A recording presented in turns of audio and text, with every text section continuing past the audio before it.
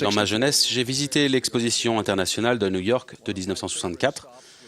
Un de mes arrêts préférés a été le pavillon de l'Église de Jésus-Christ des Saints des Derniers Jours, avec sa réplique impressionnante des flèches du temple de Salt Lake City. J'y ai vu pour la première fois le film « L'homme à la recherche du bonheur ». La représentation que fait le film du plan de salut, avec les commentaires de Richard L. Evans, a eu un impact profond sur de nombreux visiteurs, y compris moi-même. Frère Evans dit entre autres, « La vie vous offre deux dons précieux. L'un d'eux est le temps, l'autre, la liberté de choisir, la liberté de faire ce que vous voulez de votre temps. Vous êtes libre d'échanger le temps qui vous est alloué pour des sensations fortes. Vous pouvez l'échanger contre de vils désirs. Vous pouvez l'investir dans la cupidité. La liberté de choisir vous appartient, mais ce ne sont pas de bonnes affaires, car vous n'y trouverez aucune satisfaction durable. Vous devrez un jour rendre compte de chaque jour, de chaque heure et de chaque minute de votre vie mortelle. Et c'est dans cette vie que vous marchez par la foi et que vous démontrez votre capacité de choisir le bien plutôt que le mal, ce qui est juste au lieu de ce qui est injuste, le bonheur durable plutôt qu'un simple divertissement, et votre récompense éternelle dépendra de votre choix. Un prophète de Dieu a dit « Les hommes sont pour avoir la joie », une joie qui inclut une plénitude de vie, une vie consacrée au service, à l'amour et à l'harmonie au foyer, et les fruits d'un labeur honnête. L'acceptation de l'Évangile de Jésus-Christ, de ses obligations et de ses commandements. C'est seulement en cela que vous trouverez le vrai bonheur. Le bonheur qui ne se dissipe pas lorsque les lumières et la musique se sont éteintes et que les foules se sont dispersées. Ces phrases expriment la réalité que notre vie sur Terre est une intendance de temps et de choix accordée par notre Créateur. Le mot « intendance » évoque la loi de consécration du Seigneur, qui a un rôle économique, mais plus que cela, qui est l'application d'une loi céleste à la vie présente. Consacrer signifie mettre à part ou dédier quelque chose comme saint ou dévolu à des desseins sacrés. Le vrai succès dans cette vie résulte de la consécration de notre vie, c'est-à-dire notre temps et nos choix au dessein de Dieu. En faisant cela, nous lui permettons de nous élever à notre plus haute destinée. Je vais réfléchir avec vous à 5 des éléments d'une vie consacrée. La pureté, le travail, le respect de son corps physique, le service et l'intégrité. Comme le Sauveur l'a démontré, une vie consacrée est une vie pure.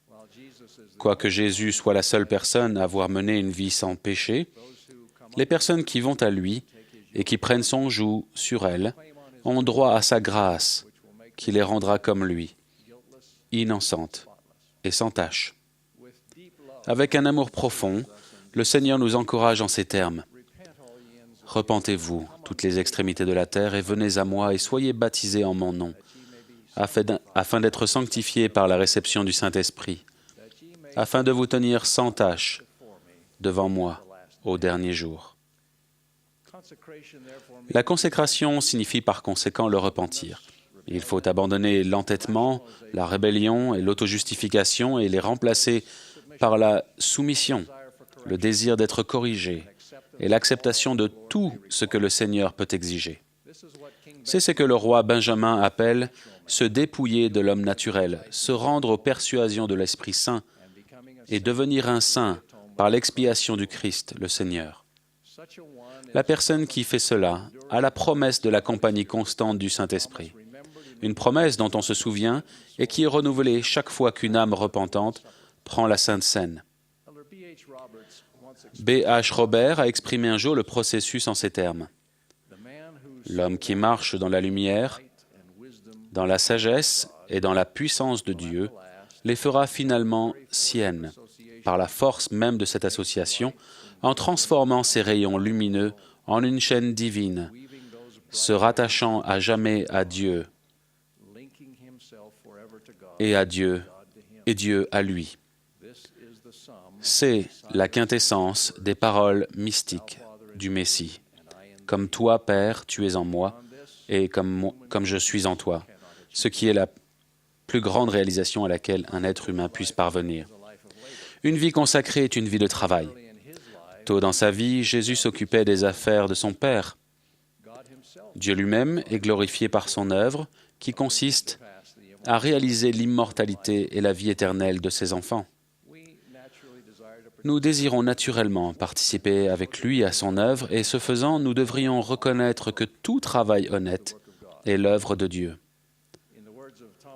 Thomas Carlyle a dit « Tout travail véritable est sacré. Dans tout travail véritable, même s'il s'agit seulement d'un travail manuel honnête, il y a quelque chose du divin. Le travail, aussi vaste que la terre, a son sommet dans le ciel. » Dieu a conçu cette existence mortelle pour qu'elle nécessite des efforts presque constants. Je me rappelle ce que Joseph Smith, le prophète, disait tout simplement, « Par un travail continuel, nous parvenions à mener une existence confortable. Par le travail, nous entretenons et nous enrichissons la vie. Il nous permet de survivre aux déceptions et aux tragédies de la condition mortelle. Le succès, bien mérité, apporte un sentiment d'estime de soi. Le travail construit et raffine la personnalité, crée de la beauté et est l'instrument de notre service les uns envers les autres et envers Dieu. Une vie consacrée est remplie de travail, quelquefois répétitif, parfois fastidieux, parfois mésestimé, mais c'est toujours un travail qui améliore, qui est une source d'ordre, qui soutient, qui édifie, qui sert, qui recherche l'excellence. Après avoir fait l'éloge du travail, je dois aussi ajouter un mot gentil à propos des loisirs. Tout comme un labeur honnête donne au repos sa douceur, de même les divertissements sains sont les amis et les compagnons stabilisateurs du travail. La musique, la littérature, l'art, la danse, le théâtre, le sport peuvent tous constituer un divertissement pour enrichir la vie et davantage la consacrer. En même temps, il va sans dire que de nos jours, une grande partie de ce qui passe pour du divertissement est grossier, dégradant, violent, abrutissant et une perte de temps. L'ironie, c'est que le début. L'ironie veut qu'il faut quelquefois travailler dur pour trouver des loisirs sains. Lorsque les divertissements se détournent de la vertu pour devenir du vice, ils deviennent les destructeurs d'une vie consacrée. C'est pourquoi prenez garde de juger que ce qui est mal est de Dieu. Une vie consacrée respecte le don incomparable du corps physique, création divine à l'image même de Dieu. Un objectif central de l'expérience de la condition mortelle est que chaque esprit doit recevoir un tel corps et apprendre à exercer le libre arbitre moral dans un tabernacle de chair. Un corps physique est également essentiel à l'exaltation qui ne se réalise que par la combinaison parfaite du physique et du spirituel. Dans ce monde déchu, certaines vies sont douloureusement brèves, certains corps sont difformes, brisés ou à peine capables de rester en vie. Cependant, la vie est suffisamment longue pour que chaque esprit et chaque corps se qualifient pour la résurrection. Ceux qui croient que le corps humain n'est rien de plus que le fruit du hasard, de l'évolution, ne ressentent aucune responsabilité envers Dieu ou qui que ce soit d'autre pour ce qu'ils font avec ou à leur corps. Mais nous, qui avons le témoignage de la réalité plus large d'une éternité prémortelle, mortelle et post-mortelle, devons reconnaître que nous avons un devoir envers Dieu en ce qui concerne ce couronnement de sa création temporelle. Paul a dit « Ne savez-vous pas que votre corps est le temple du Saint-Esprit qui est en vous, que vous avez reçu de Dieu, et que vous ne vous appartenez point à vous-même, car vous avez été rachetés à un grand prix. Glorifiez donc Dieu dans votre corps et dans votre esprit qui appartiennent à Dieu. Reconnaissant ces vérités et les recommandations qu'a faites le président Monson lors de la dernière conférence générale d'avril, nous ne défigurerions certainement pas notre corps, par exemple avec des tatouages, ou nous ne l'avilierions pas, par exemple, avec de la drogue, ou nous ne le souillerions pas, par exemple, par la fornication, l'adultère ou la décence. Parce qu'il est l'instrument de notre esprit, il est vital que nous prenions soin de ce corps du mieux que nous pouvons. Nous devons consacrer ces facultés au service et à la promotion de l'œuvre du Christ. Paul a déclaré « Je vous exhorte donc, frères, par les compassions de Dieu, à offrir vos corps comme un sacrifice vivant, saint, agréable à Dieu. » Jésus a démontré qu'une vie consacrée est une vie de service. Quelques heures avant le début de l'agonie de son expiation, le Seigneur a lavé humblement les pieds de ses disciples en leur disant « Si donc je vous ai lavé les pieds, moi, le Seigneur et le Maître, vous devez aussi vous laver les pieds les uns aux autres, car je vous ai donné un exemple, afin que vous fassiez comme je vous ai fait. En vérité, je vous le dis, le serviteur n'est pas plus grand que son Seigneur, ni l'apôtre plus grand que celui qui l'a envoyé. » Toutes les personnes qui font le bien avec discrétion et prévenance sont des modèles de consécration. À notre époque, personne n'incarne mieux cette caractéristique dans la vie quotidienne que le président Monson.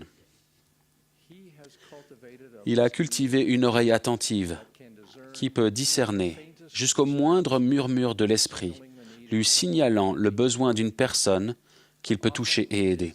Il y répond souvent par des actes simples qui confirment une sensibilité et un amour divin, mais toujours, Thomas Monson y répond. Je trouve un exemple de ce genre de consécration dans la vie de mon grand-père et de ma grand-mère, Alexander DeWitt Christopherson et Louise Vickery. Grand-père était un homme fort et il était doué pour tondre les moutons avant l'arrivée des tondeuses électriques. Il devint si performant, dit-il, qu'en un jour, il tondait 287 moutons et aurait pu en tondre plus de 300 s'il y avait encore eu des moutons à tondre. Au cours de l'année 1919, il tondit plus de 12 000 moutons et gagna quelques 2 000 $. L'argent aurait permis d'agrandir sa ferme et d'embellir sa maison de manière substantielle, mais il fut appelé par les frères à partir en mission dans les États du Sud, et avec le soutien total de Louise, il accepta.